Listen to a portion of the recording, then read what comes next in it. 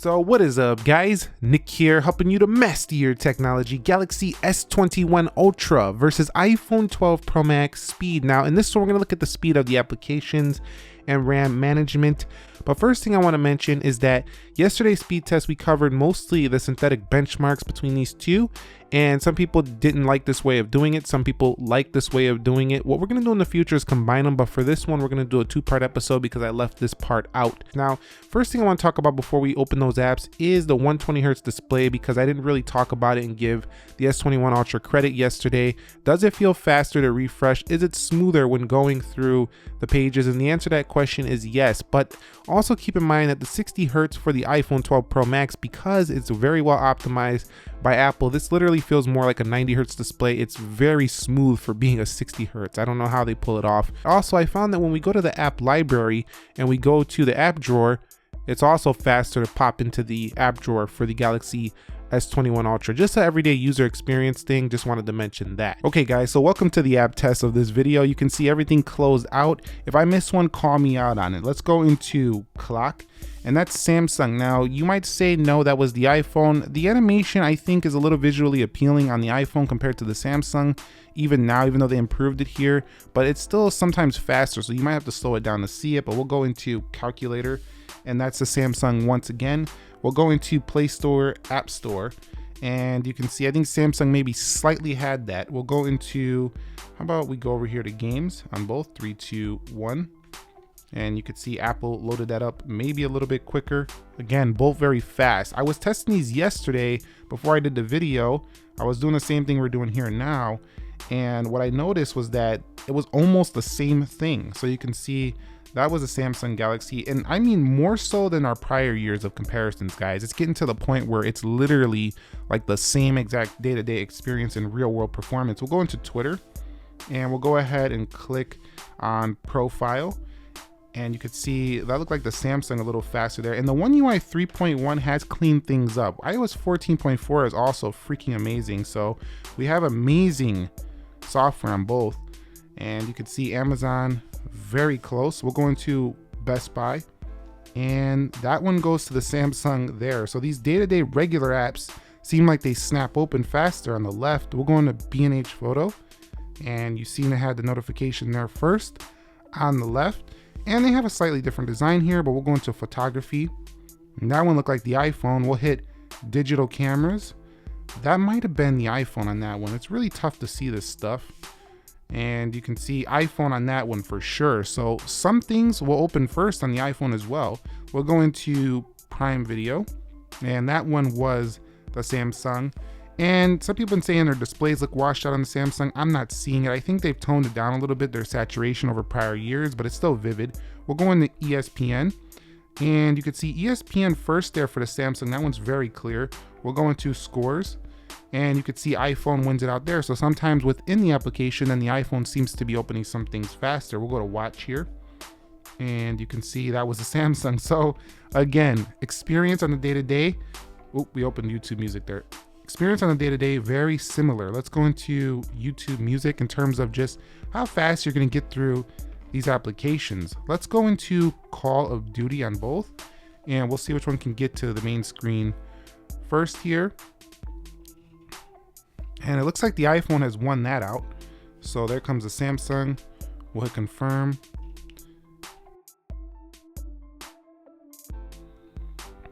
And so the iPhone basically has won this out.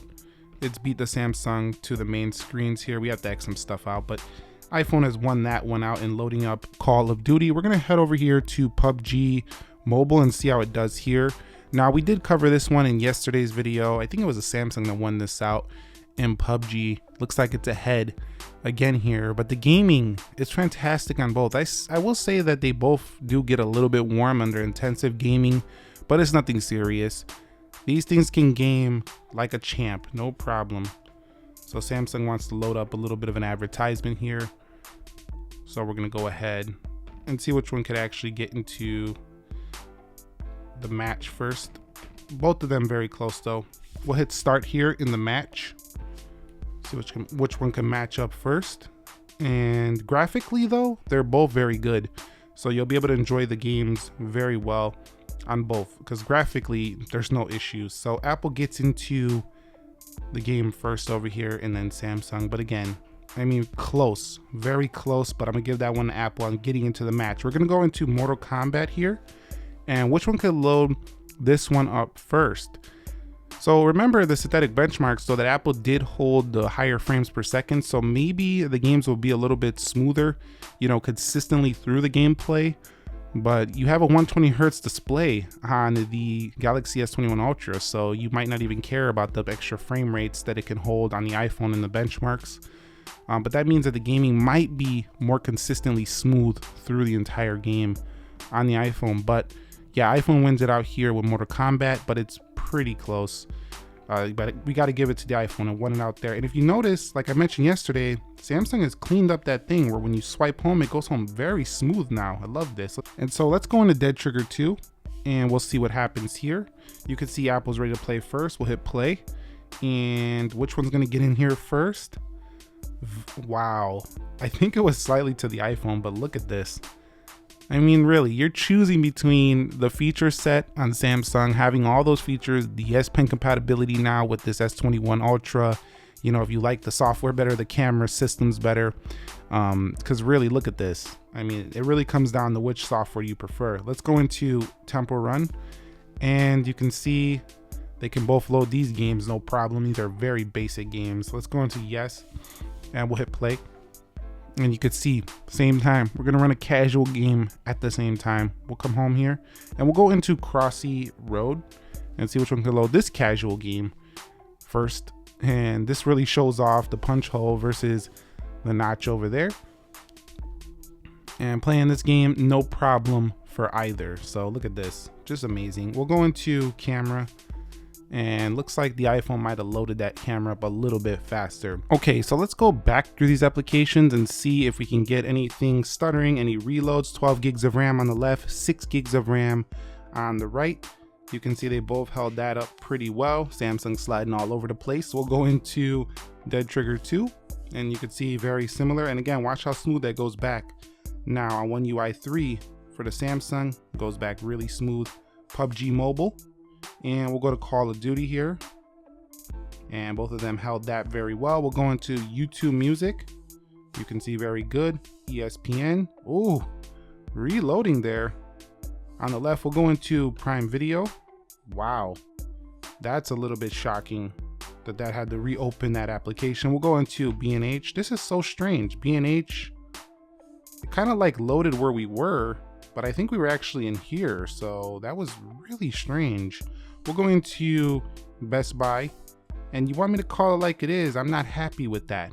Why is this reloading with 12 gigs of RAM? I mean, I think that was the last couple Samsung phones weren't doing that. The S10 Plus didn't do that even. And there goes eBay reloading. And this on this iPhone 12 Pro Max, if we take a look at it, it's not pausing stuff. You've seen that. Twitter reloaded there for the Samsung. What the heck is going on here on the left? Reload there on Instagram. Wow, this is super weird.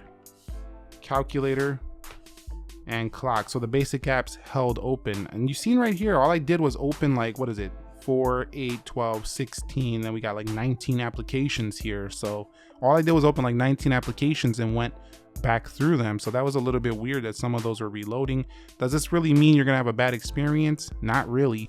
But you know, I'm gonna have to call the iPhone the win there on RAM management for this one, for this test anyway, for this particular speed test. Now, I will say that the Samsung is faster when you go ahead and close applications, because you can just hit close all right there. You have to kind of go through them, or you could do 3 at a time here for the iPhone. Not that you probably close all these out day to day, but it's just something I wanted to mention. Okay guys, so let's take a look at the speed on the face unlock, and you could see very fast. I had to actually bring my head down and the phone could see me there, but definitely a very fast experience. Also, when you hit that home button right there, or that fingerprint in display, that's also very useful during these current times if you're wearing a mask. And over here on the iPhone 12 Pro Max, it's still Face ID, where you swipe away like that. Now also, I want to mention one of the things about Samsung Galaxy S21 Ultra, it's a little bit faster to get in the camera. You double tap that power button and you're in the camera. Camera has also been turning out pretty freaking amazing. I can't wait to show you guys a sample comparison when we do the full comparison between these two. But yeah, that's pretty much it. I just want to do the app test in this one, the reloads and stuff, and I gotta call it to the Samsung when it comes to the opening of the basic apps. The animation looks a little bit smoother day to day. The 120 hertz is faster, but I gotta call it to the iPhone when it came to that optimization, because you've seen in the RAM management section, or when we reloaded tests, the iPhone with 6 gigs of RAM was holding it a little bit better. I don't know what happened there. This could be a quick fix and update. And for those of you saying, oh man, this guy's just trying to make Samsung look bad, you need to get out of here. I paid full price for this phone. Samsung did not send this phone, right? I have no intentions on trying to make Samsung look bad. I call it like I see it, and what happened here is what happened here. Now, if somebody else makes a test and it doesn't equal up to your expectations, I don't know what to tell you. What I need to tell you is that there's no fakeness going on about this test. I downloaded these applications from both respective platforms. We opened them up and we reloaded them in this video on One UI 3.1, Android 11 versus iOS 14.4. 12 Pro Max, S21 Ultra, and the results is what happened here. So if you're comparing this test to somebody else's test, then that's on you, because this is what we got here with Snapdragon 888 versus 814, 12 gigs of RAM, unlocked US model. Over here, this is the unlocked US model of the iPhone 12 Pro Max. Thumbs up if you found the video helpful, entertaining, informing, and we will be combining these two types of tests. I won't be doing this split test anymore, just combining both in one for the next one. So thank you for checking out part 2, and I'll catch you all in the next one. Subscribe for more. Nick here. Be sure to be well, and peace.